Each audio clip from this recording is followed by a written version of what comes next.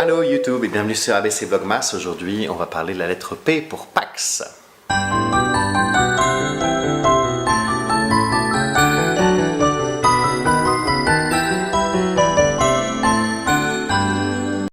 Pax, c'est une armoire bibliothèque chez Ikea, mais aujourd'hui on ne parle pas d'Ikea, on va parler d'avion. Donc Pax, ça veut dire passager.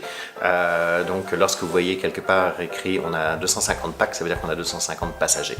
Le mot est très utilisé dans le jargon de l'industrie du tourisme, mais on commence à le trouver un petit peu dans tout ce qui va être hospitalité. Donc des fois des restaurants vont avoir une table pour 5 Pax.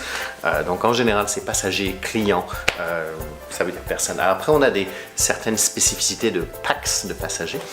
On a les wheelchair packs, donc des passagers qui ont besoin d'une chaise roulante. Alors il y en a qui ont absolument vraiment besoin d'être assis et poussés. Il y en a d'autres qui peuvent se déplacer mais seulement sur des courtes distances. On a les mass packs, donc meet and assist. Ces passagers-là en général ça va être par exemple une maman avec 3 enfants qui voyage toute seule avec ses 3 enfants et 200 bagages. Donc elle va avoir besoin d'un peu d'assistance pour sortir de l'avion, se rendre jusqu'à carrousel des bagages et après jusqu'à son moyen de transport. Ça peut être les enfants voyageant seuls, les packs hommes.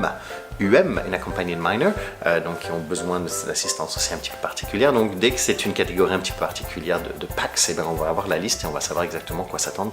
Aujourd'hui sur mon vol j'ai 2 UM et je crois que j'ai 3 chaises roulantes, donc ça va, c'est assez simple. Il y a des destinations où il y a plus de chaises roulantes. Voilà, vidéo très courte aujourd'hui sur Pax. On se retrouve demain, n'oubliez pas de vous abonner parce que tous les jours on apprend quelque chose de nouveau jusqu'au 26 décembre. Salut!